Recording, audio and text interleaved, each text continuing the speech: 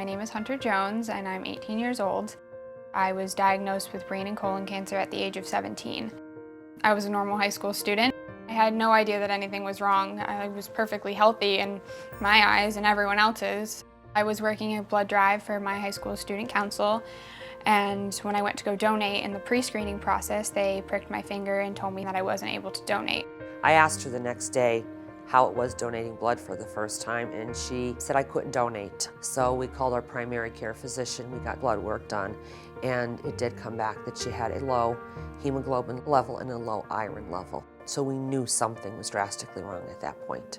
Never in my life would I think she would have a diagnosis of cancer, but that's what we did get, was a diagnosis of colon cancer.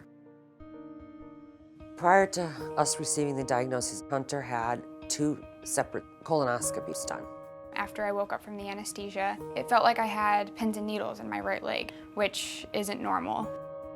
And then the day of my originally scheduled surgery to remove my colon cancer, I met my physician anesthesiologist, Dr. Herman, and she came in and was like, "Hi kiddo, like how are you feeling?" I was like, "Great, other than I still feels like I have pins and needles in my legs." Hunter told me that after her first anesthesia for her colonoscopy, that her one leg was really tingly and numb. But after her second anesthesia, that now it was both of her legs that were tingly and numb. And really concerning was the fact that she told me she couldn't walk afterward for a couple days. And she actually had been falling. I thought something just wasn't right.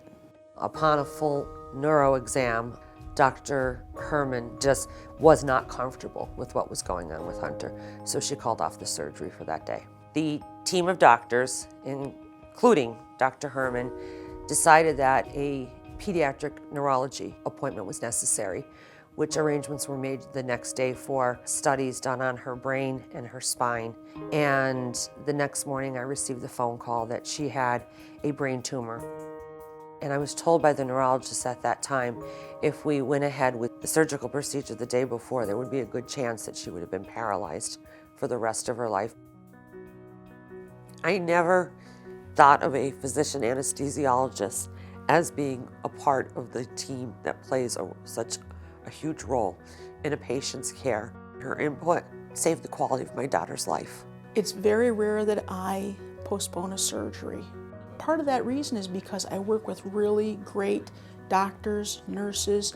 The whole team gets together, and usually most patients we've gone through, we've looked at their history, we've looked at their physical examination and tried to optimize them before surgery. But ultimately, it's up to me, the physician anesthesiologist, to say yes, we're ready to go or not. Currently, Hunter is in remission. She's a full-time college student. She started her own nonprofit called the Hope for Hunter Fund.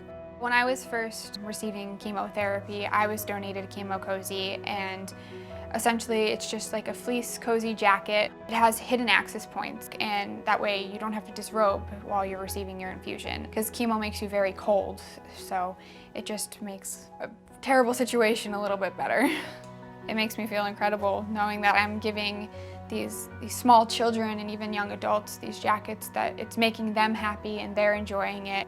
It makes me really proud, because when I see Hunter, I see this wonderful, vivacious young woman who's making a huge difference in the world. And I know that the training that I had, my role as a physician anesthesiologist, helped her where she is today. I've learned to take life day by day. Can't change yesterday, and we have no control over tomorrow. But I have awful high hopes for her, and she's gonna do it. She will do it. When seconds counted, Dr. Herman made a difference in my life by basically saving it, because if I had went through that original surgery, I could have been paralyzed coming out of that, and my life could have been changed completely. And for that, I'm forever grateful.